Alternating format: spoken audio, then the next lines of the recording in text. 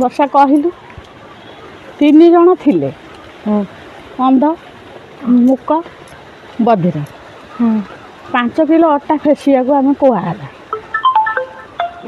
ଅନ୍ଧ ତ ଯାଇପାରିବନି, ଯିବ। ମୁକ ତ କହିପାରିବନି, ଛୋଟା ତ ଚାଲିପାରିବ। କିଏ ଗଲା ଦେଲେ ଅଟା ଫେସିବାକୁ? କହ 3 ଜଣଙ୍କ ତ କିଛି କିଛି ଫ୍ୟାକ୍ଚର ହିଁ ଅଛି। ହଁ, କିଏ ନେବ? କେହି ନେଇପାରିବେନି। ନେବେ ନା। କହ ଅଟା ଫେସେଇବେ କେମିତି? କେଜାଣି କିଣି ଖାଇଦେବେ ବୋଧେ ଆଉ।